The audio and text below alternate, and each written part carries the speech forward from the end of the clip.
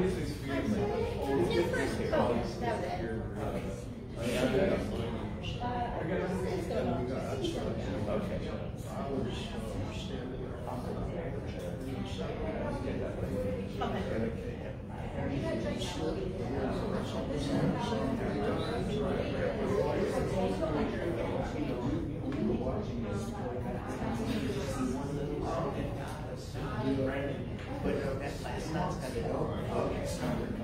I mean, you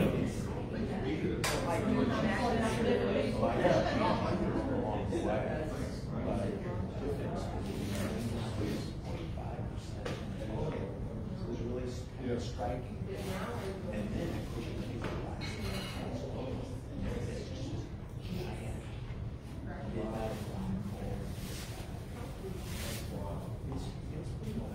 yeah, if you're real, we had a lot of professors that just like taking their hot stuff outside and they were watching it. You just had everything. See, you saw everybody with the solar glass laid out. You got we were worried about that.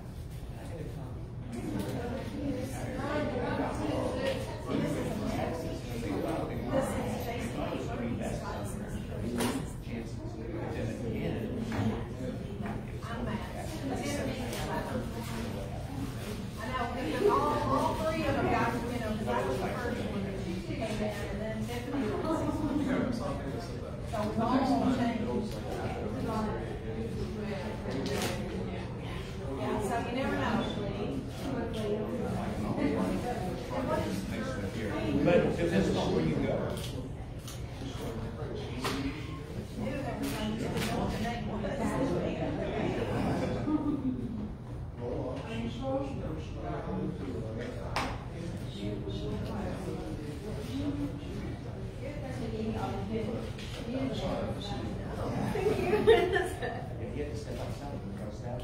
Looks like everyone is more or less settled. I'll let Calvin come in and sit.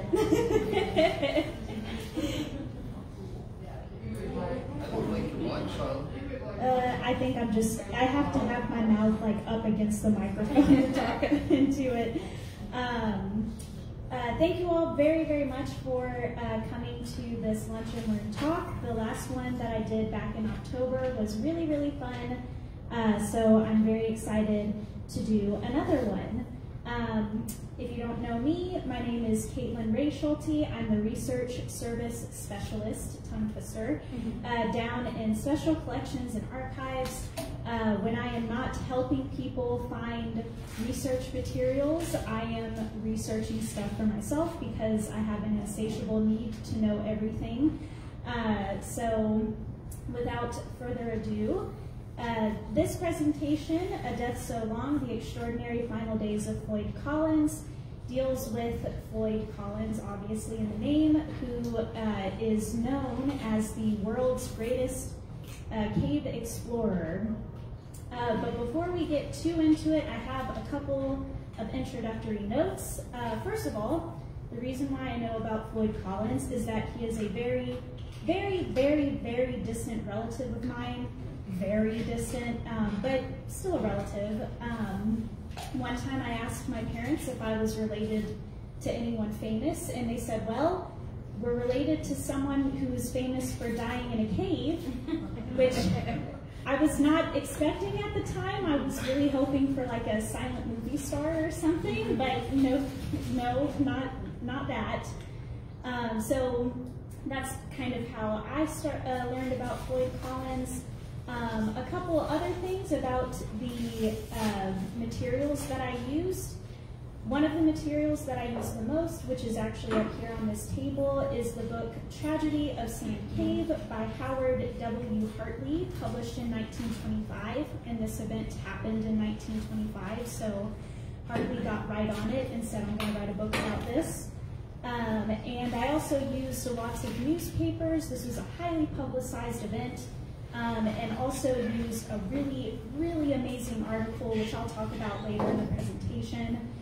Something to note about Tragedy of Sand Cave is that it is quite romantically written. For example, here's a line that came from it.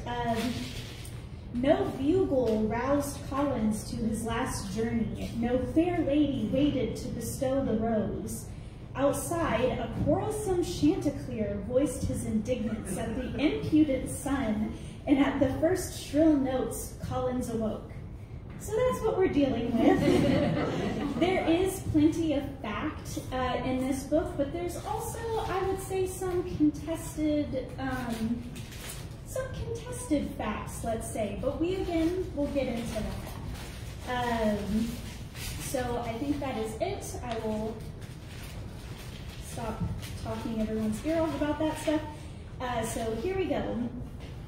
First things first, I would like to start with a quote from Floyd Collins himself, and this is a quote that he gave while trapped in Sand Cave. I can feel that I am to be taken out alive with both my feet. I couldn't do much to help those who came to help me, but I knew that a lot of people were willing to do all in their power. It gave me courage. I have faced death before. It doesn't frighten me, but it is so wrong. Tell them I am not going to give up. Tell them I am going to fight and be patient and never forget them. So this is Floyd Collins' greatest cave explorer, which he was not known as, he was not known by that during his lifetime. But he was born July 20th, 1887 in Auburn, Kentucky. And basically, since the day he could go into caves, he loved caving.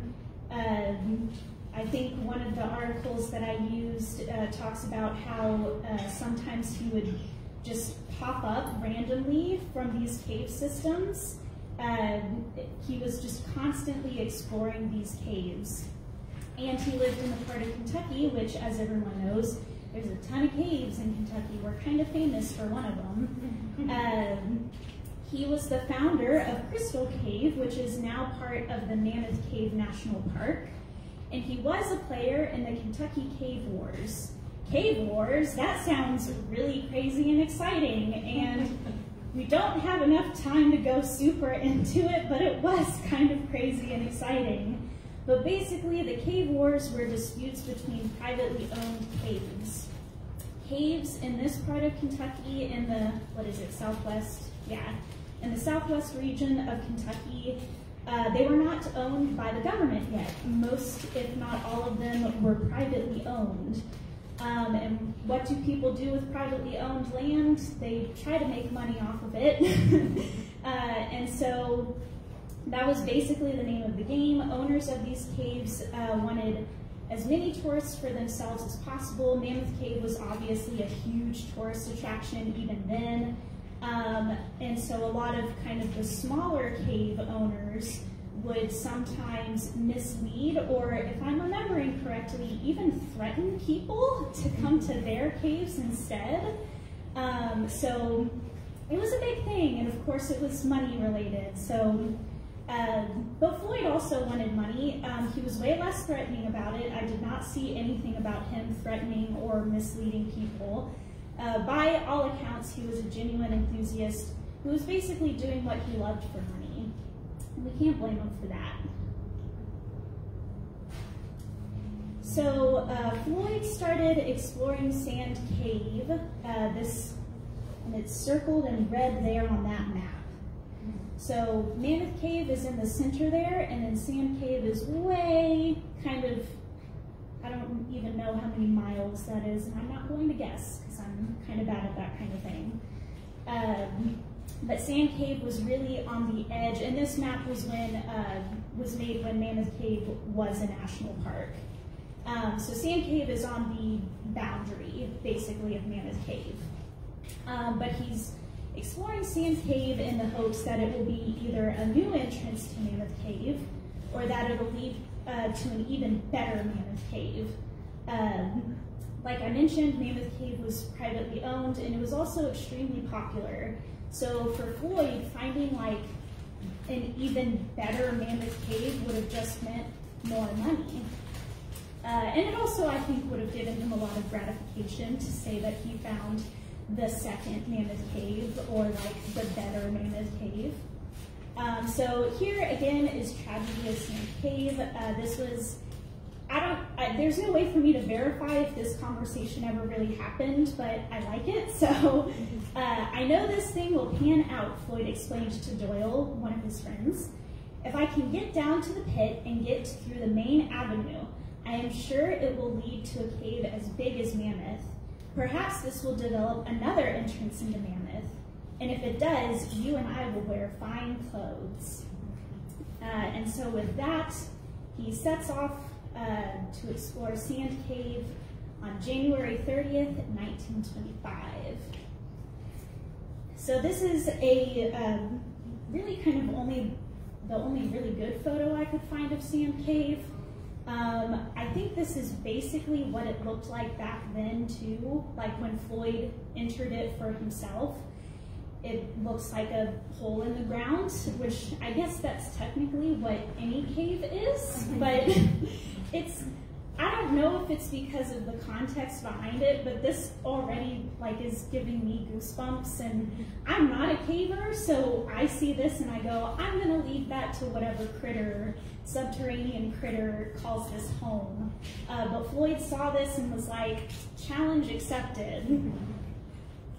So here's Tragedy of Sand Cave again, and I love this because it really, a lot of people called the tunnel that Floyd kind of wriggled his way through, a lot of people called it the stovepipe.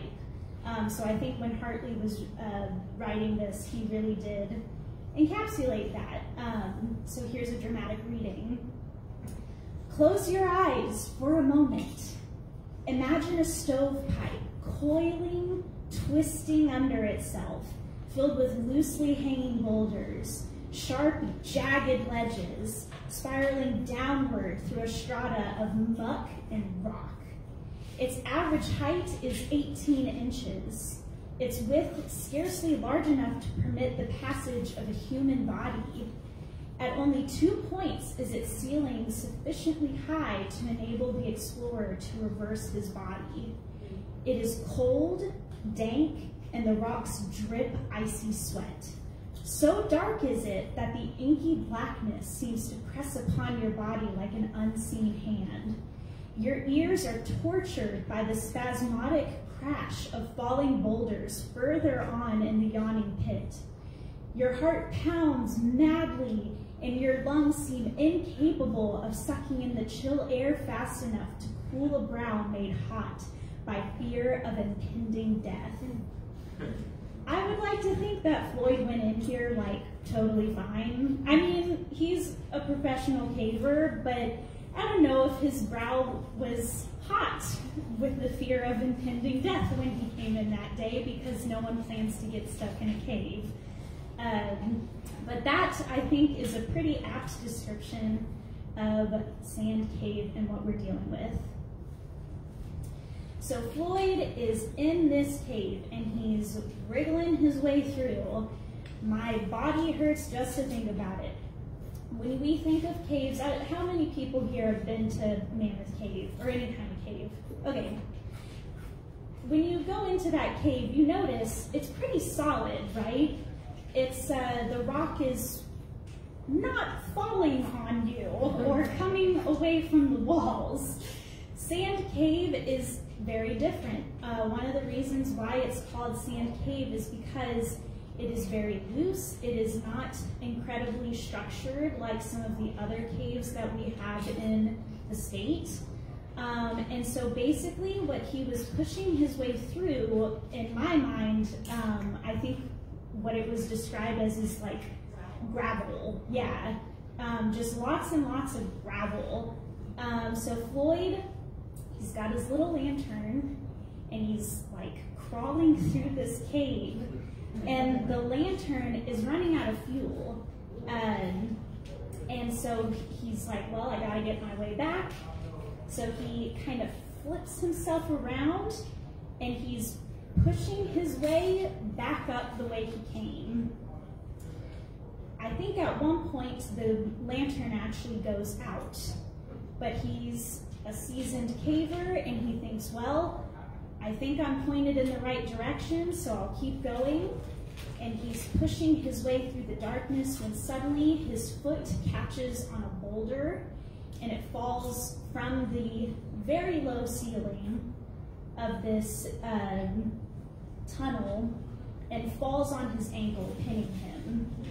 The rock was about 27 pounds, which doesn't sound like a lot, but, and I think this illustration really kind of shows, Floyd does not have the room to reach down and simply push this boulder away. And he's pinned in such a way that he really can't wiggle. And if he does wiggle, more and more gravel falls from the ceiling, from his surroundings, and basically covers him like a blanket. A really, really terrible, rough blanket. So he is effectively trapped. And the worst thing about it is that a lot of Floyd's acquaintances wouldn't have necessarily gone out to look for Floyd if he was gone for like a couple hours, because he was known to just kind of go on these cave excursions and come back like the next day. So he is stuck there for basically over 24 hours. And in that 24 hours, he's yelling for help, passing out, waking up again, calling out for help again. It's really just kind of a rinse and repeat type deal. So that is poor Floyd's predicament, again, for just a little bit over 24 hours. So, finally, someone realizes that Floyd has been gone for a little bit longer than usual. Some people went to the cave that they thought he was in, saw a jacket or some other article of clothing of his sitting on a rock.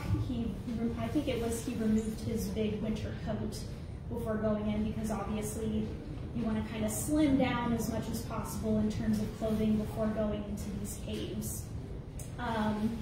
Homer, Floyd's brother, who is also a pretty capable caver, comes down from, I want to say it was Louisville that he came from, and he arrives on the scene with a couple other friends around January 31st. Homer is the first one to make his way to Floyd, and he gives him food and drink. Floyd gobbles it down. I get really, really uncomfortably hangry after like, I don't know, 4 hours without food, so I can't imagine how Floyd was feeling. And that is when Homer, along with Floyd and everyone else, realizes that getting Floyd out will not be easy, like I mentioned, because of the awkwardness of the position and the fragility of the cave. That's another big thing. For a good couple of hours, Homer actually tries to just dig him out, but we're dealing with gravel. That stuff hurts after a while. Homer digs for, I think I said a good couple hours. That doesn't work. With each dig, basically more gravel comes down to replace it. Homer comes out, he's exhausted, and he did offer $500, which in today's money, that's $9,000. You know, if I were Floyd, I would feel loved. If my brother was like, $500, $9,000, if you can get my sibling out of this cave. Offers that amount of money for anyone who could get Floyd out. Word spreads, other locals arrive, and I'm very sorry to say, a lot of them were not helpful. I put it in all caps here because I just want to capitalize on how absurd this is. If they had only told the truth, then that would have been one thing. So while Homer and some of the other more experienced kind of cave explorers are up on the surface trying to figure out a way to get Floyd out of the cave, some people were tasked to go give Floyd food and water, you know, basic necessities for living and such. But what they would do is that they would get so far into Sand Cave, get scared, which I'm not blaming them, I would also get scared, but they would hide the food behind rocks, come back to the surface and say, oh yeah, Floyd ate it all up. He's doing good down there. And it's just, I have a, like, just be honest and just say, we're really sorry, we're inexperienced, we're also really scared. We could not get the food to him. But no, they had to act macho, I guess. I really don't know. But yeah, that fact haunts me to this day. I think even after all of this happened, there are still people who can find like milk bottles in Sand Cave from when this all happened. I think I might be misremembering that, but yeah, and even at some point, someone went into the cave and then came back and said that Floyd had died. Homer was absolutely, you know, devastated and stunned by this. He goes into the cave so far, shouts out for Floyd and says, are you still alive? And Floyd answers back, yeah, I'm still here. And by the time he got back, obviously as angry as can be because someone has just misled him severely, that mysterious person has just kind of wandered away. So that's the kind of help, and there were real helpful people with this, but you know, having to deal with liars, basically, on top of everything else, does not help the situation. What also doesn't help the situation is how word of Floyd's predicament was really, really, really spreading. This was a highly publicized event, I think I mentioned at the beginning, and at this point, word of mouth and newspapers were circulating about this poor man that's trapped in a cave.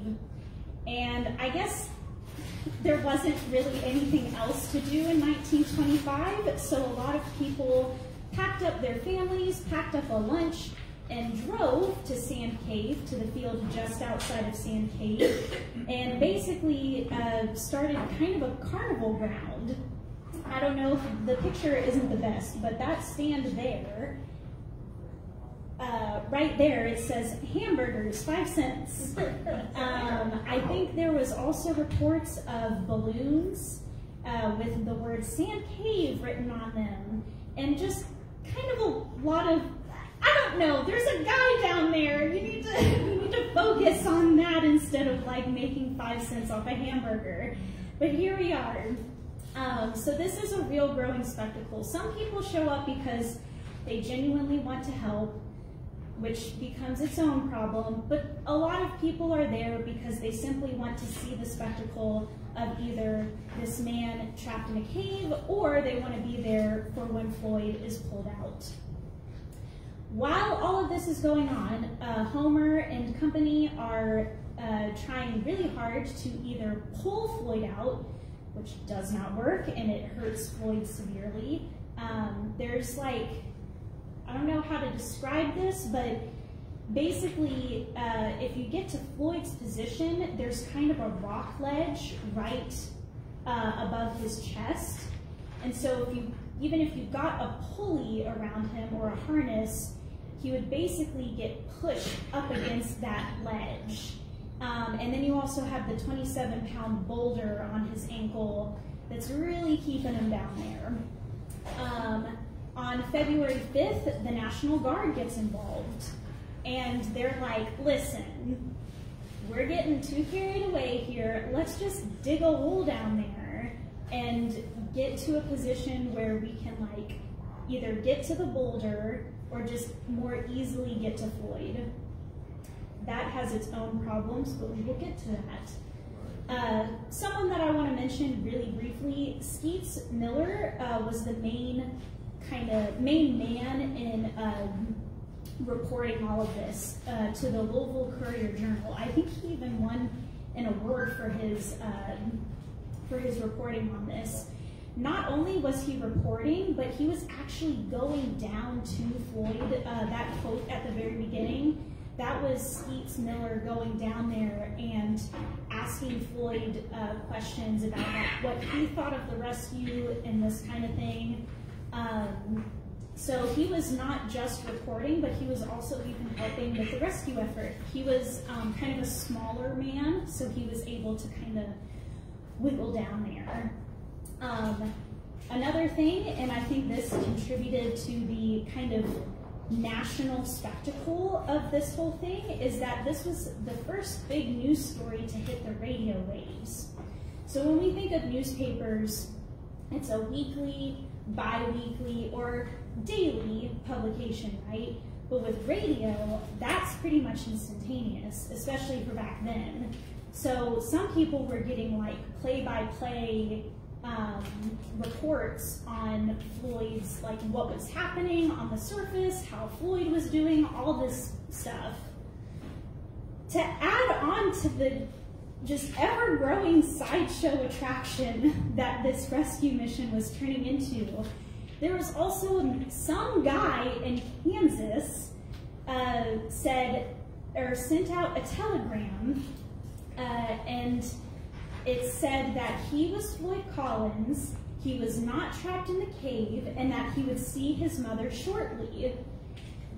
Well, that presents a problem for many reasons, and I won't go too into the court case, but basically that opens up a whole court case where some of the really prominent members of the rescue mission, some of the experts of the rescue mission, are pulled away from it because they have to go testify in court that there is a man down in Sand Cave and he is still desperately in need of help. So it's just a whole dang thing.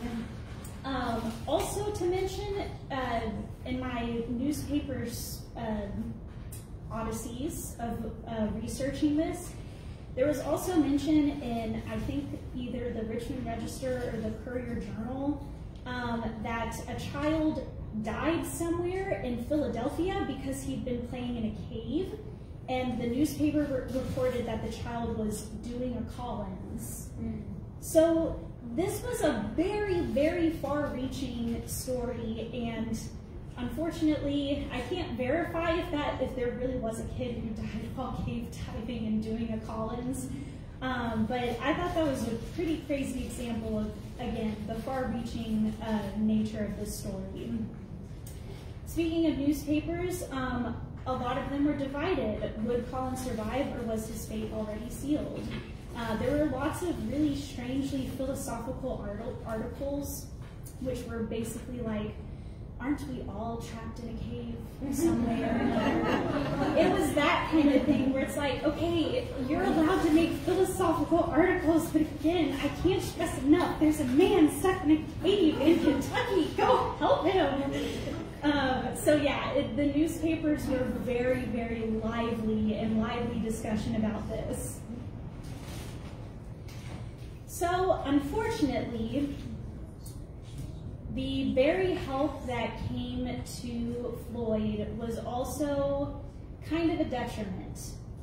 Sand Cave was being kind of propped up, and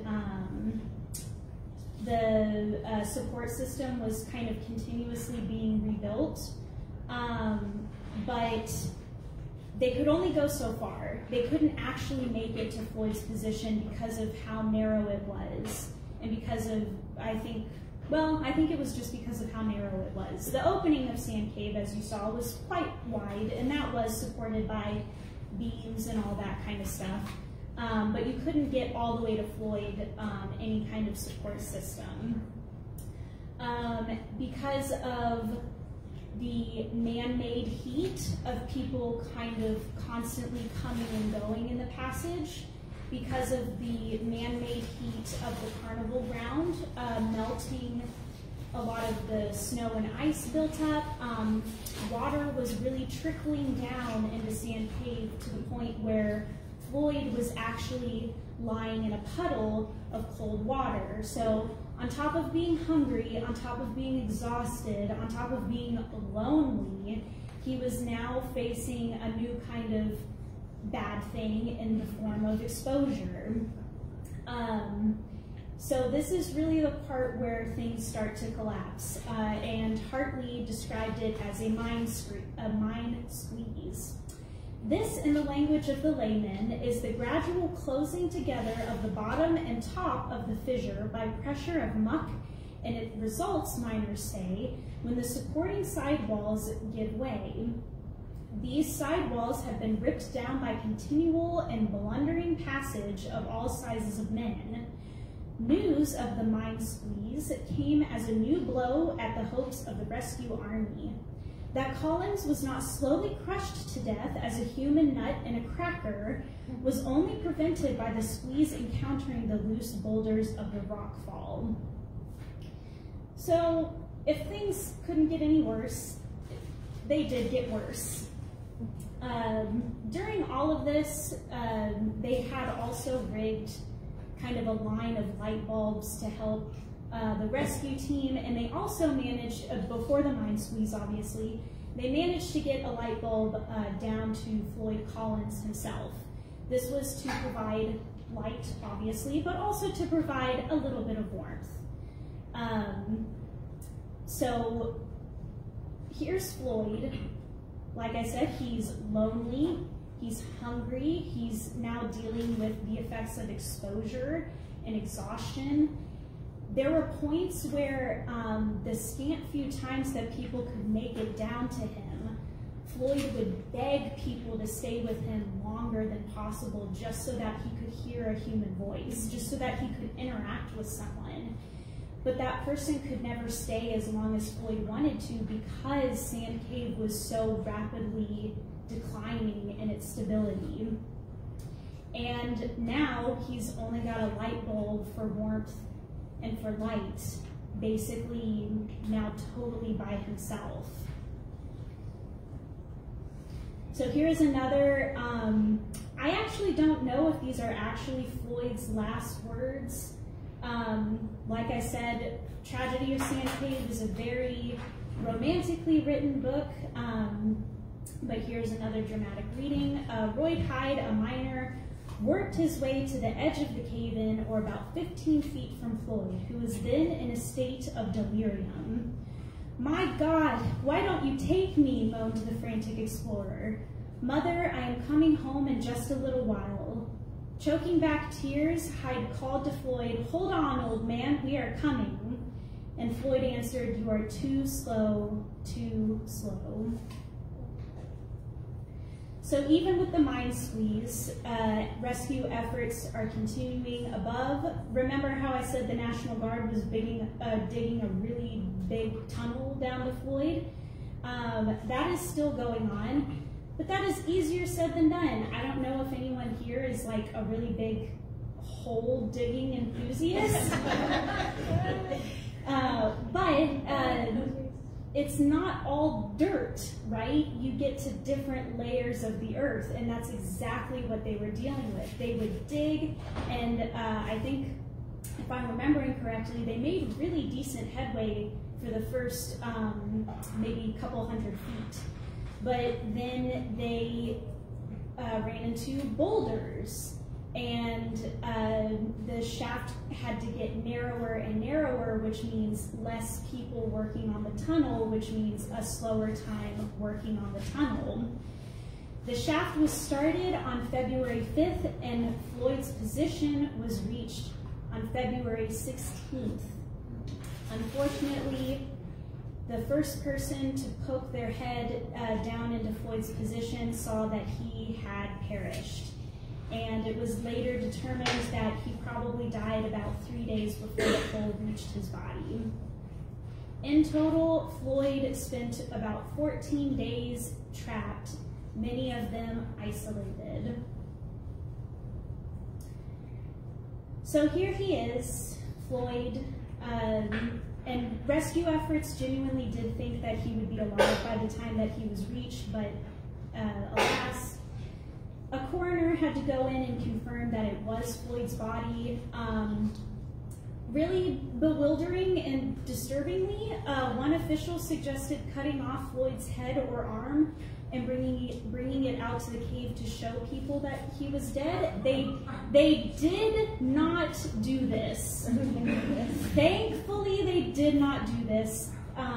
But a lot of people remember the court case that I mentioned with some imposter out in Kansas saying, "I'm Floyd Collins." Some people really believed that Floyd Collins wasn't in that cave.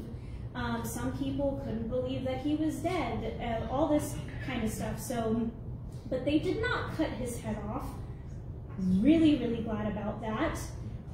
Instead, Floyd's face was washed. It was determined that it would be too dangerous at this point to take Floyd out of the cave, and so the cave would be his tomb, at least for the time being. So his face was washed, prepared as much as possible for the funeral, and the funeral was held outside the cave from the Berea Citizen. This was the most unusual funerals Kentucky has ever seen, and one of the saddest. At the end of Tragedy of Sand Cave, the book, there's a quote from Lee Collins, who is Floyd Collins' father. Lee Collins has been painted as a very worried, understandably so, worried father figure. At the end of the book, I'm going to paraphrase here, he says, "This is what Floyd would have wanted." But let's see what happens after all of this, shall we? Because the story is not over. Tragedy of Sand Cave, published in 1925, as I mentioned, it ends with Floyd's entombment. And the newspapers from the period can only take us so far.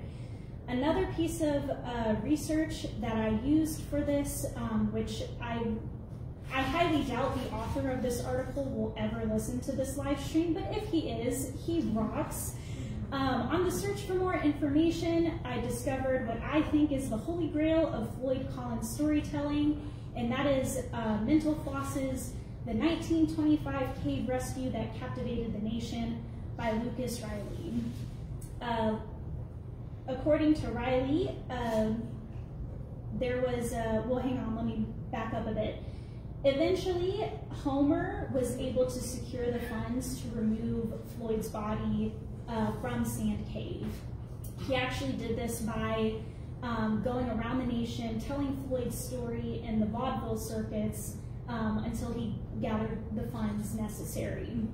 So Homer is like, he's a good brother. We should all be so lucky to have a brother like Homer. Floyd is extracted from the cave and he is buried, I believe, in a family plot on family land. But he did not rest there for very long. Floyd's father, Lee, remember how I said that he was kind of painted as like this really worried, tragic father figure? Well, I don't know how I feel about that, because in 1927, Lee sold Crystal Cave, the cave that Floyd discovered, and also sold the rights to Floyd's body to a man named Harry B. Thomas. Harry B. Thomas was like, well, hey, since I have the rights to this body, I'm gonna dig him up, put him in a glass coffin, and put him in Crystal Cave for people to come and look at. So once again, Floyd is not resting in the way that we would like for him to, right? And he's basically made a spectacle all over again, even in death. He can't escape this spectacle of people coming to see him and seeing what has become of him. And that's not even the last indignity that Floyd went through, because in 1929, grave robbers entered Crystal Cave and they took the body. I do not know why. I don't really know why grave robbers do their thing anyway. Thankfully, the body was discovered and recovered. It was found in a bush near Green River, so I guess they just wanted to throw this guy in the river. And I can't remember if this is me misremembering, but I want to say that one of his legs was missing, and I think it was the leg that was pinned. That might be an urban legend, but I do remember that from somewhere. In any case, a body has been desecrated, so it's not good either way. But finally, in 1961, the U.S. government bought Crystal Cave, and they actually shut down the chamber that Floyd's body was in. Because yeah, after the grave robbers, they just put him back in the coffin.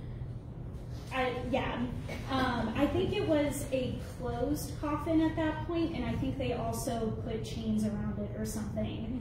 Instead of, I don't know, putting him back in the ground, but whatever. So U.S. government bought Crystal Cave in 1961. They closed the chamber where Floyd was resting. And then in 1989, finally, Floyd was properly put to rest in a Baptist cemetery near Mammoth Cave. And this is his grave here. I don't know if you can see it super, super well, but at the very bottom of the grave, it says, greatest cave explorer ever known. So that is now etched in stone for Floyd. So finally, putting Floyd to rest. This is from Lucas Riley's article again. 64 years after his death, many of Collins's belief about the Kentucky Cave region had been vindicated. Crystal Cave was valued at the life-changing amount he believed it deserved.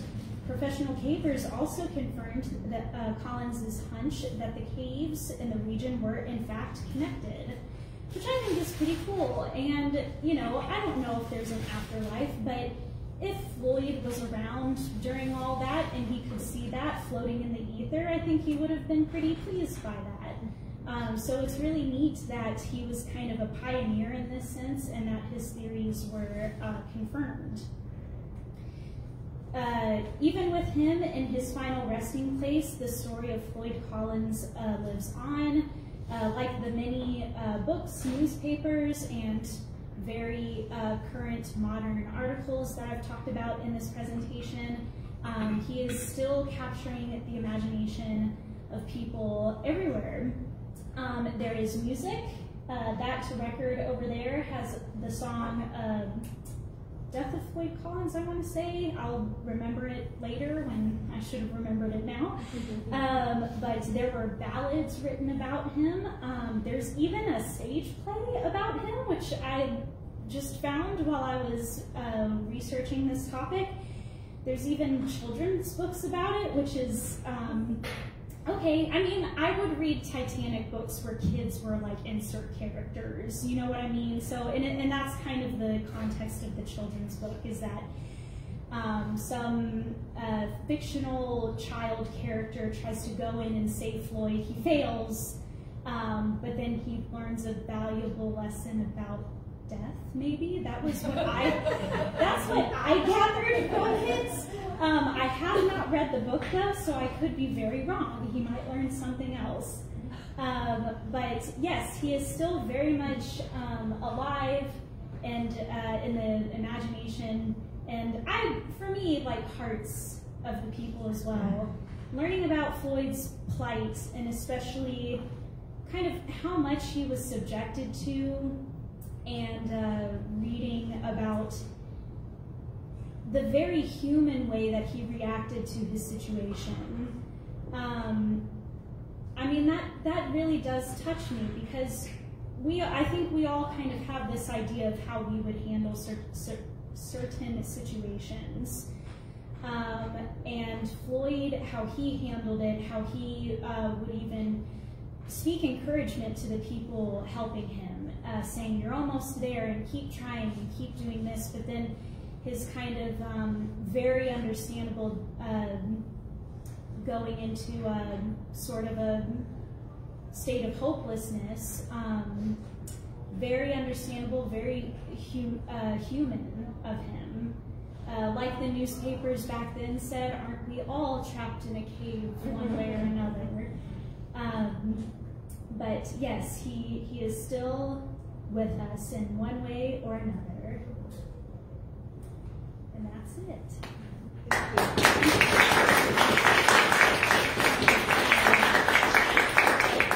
Thank you very much. I know I'm a very fast talker, and I was probably hyperventilating into the microphone a few times. But does anyone have any questions? Yes? Did he have any children? He did not. He did not. I know that there was one woman in Tragedy of Sand Cave who was stated to be his friend, and I feel like it kind of implied that it was like friends, but maybe a little bit more. But no, he did not have any children. How far down was he actually trapped? That is a great question. Since I want to say he was, I could be wrong. I'll need to verify this. I want to say he was like 70 to 100 feet down. I'll double check that though. That's me being a bad researcher. I'm bad with numbers anyway, so I don't put that stuff in. So. Any other questions? Yes. Caitlyn, do you know much more about the cave wars themselves? How long had that been going on, and how long had the caves been tourist attractions? Yeah, I don't know too much other than what we went over. I do know that it was a large part of like the early 20th century. So I think it was going on for at least a couple years before this happened. I don't know. I feel like I'm remembering a story. I don't know if this answers the question, but I'm just going to share it because it's fun. I do remember reading a story, I think, where some people were asking, oh, how do we get to this specific cave? And they stopped a motorist who very sternly berated them and was like, you can't go to that cave. You're going to go to this cave instead. And drove them to basically the rival person's cave. So it was very much like cloak and dagger type stuff. And I think Lucas Riley mentions that at one point Floyd was even beaten up by some rivals because they wouldn't, I think it was because they wouldn't relinquish Crystal Cave or something like that. And Homer had to chase them off with a shotgun. So it was a hardcore time for, you know, real estate. But yeah, that's unfortunately all I know about cave wars though. Any other questions? Okay, I do have my references printed out up here, just a couple of copies in case anyone is interested. And I also have materials from the archives up on this table here. I can also play the Ballad of Floyd Collins. I won't now because we're on a live stream and I don't want to deal with whatever copyright that might bring about. But I can play that song. I've got newspapers, I've got a little map, and I do have the book Tragedy of Sand Cave up here as well if anyone would like to look at them. So, all right. Thank you all so much. Thank you.